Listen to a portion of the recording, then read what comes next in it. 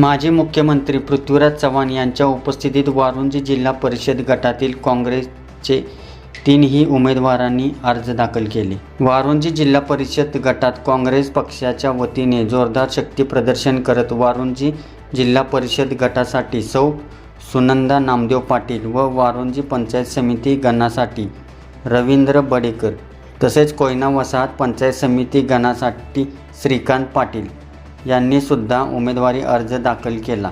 यावेळी माजी मुख्यमंत्री पृथ्वीराज चव्हाण यांची प्रमुख उपस्थिती होती। या शक्ती प्रदर्शनामुळे वारुंजी जिल्हा परिषद व पंचायत समिती निवडणुकीत काँग्रेस पक्षाने आपली ताकद दाखवून दिल्याची चर्चा राजकीय वर्तुळात सुरू झाली आहे। सागर दंडवते, पृथ्वी न्यूज, कराड।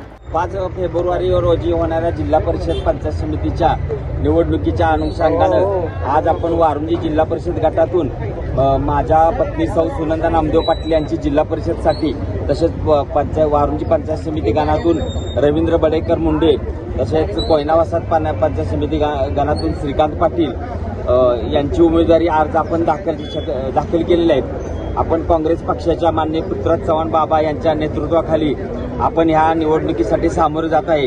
गेल्या 2 टर्म बाबा मुख्यमंत्री असल्यापासून आपण या वारुंजी जिल्हा परिषद गटामध्ये सलग 2 वेळेला आपली सत्ता जिल्हा परिषदमध्ये राहिलेली आहे।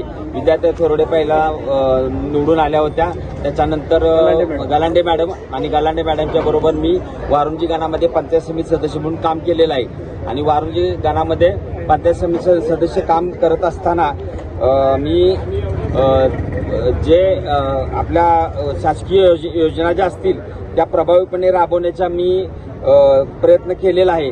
शासनाच्या माध्यमातून जास्तीत जास्त निधी कसा खेचून आणण्याचं काम मी केलेलं आहे। माननीय पृथ्वीराज बाबा यांच्या माध्यमातून किंवा आपण जे पंचायत समितीच्या माध्यमातून जे काही ठराव करतो, पानंद रस्त्याचे असतील किंवा पंतप्रधान सडक योजनेचे असतील, एक जिल्हा परिषद सदस्य किंवा म्हणून मी आपण एका आमदारापेक्षाही जास्त काम करू शकतो याचा मला आत्मविश्वास आहे। मागच्या 5 वर्षामध्ये जे काम केलं आपण, जे पंतप्रधान सडक योजनेतून मी वारुंजी गणामध्ये 3 रस्ते, वारुंजी बिरोबा मंदिर रोड, मुंडे गोटे विजयनगर रस्ता तसेच वनवास माचीचा हे 3 कोटीचे 3 रस्ते ह्या पाठपुराव्यामुळे झालेले आहेत आणि प्रत्येक गावामध्ये 24/7 राष्ट्रीय पेयजल योजना 5 गावामध्ये आपण करण्यामध्ये आपण यशस्वी ठरलेला आहे। आणि वारुंजी गावामध्ये आपण जिल्हा उद्योग केंद्राच्या माध्यमातून तरुणांना व्यवसायासाठी कर्ज देणे, आपण 3000 बचत गटाचं जाळं, 3000 महिलांचं बचत गटाचं जाळं तयार केलेलं आहे आणि आपण आपल्या पतसंस्थेच्या माध्यमातून 3000 महिलांना कर्ज दिले आहे। तसं राष्ट्रीय बँकेतून सुद्धा आपण बचत गटांना कर्ज देण्याचं काम केलेलं आहे। अंगणवाड्यांचं बळकटीकरण केलेलं आहे।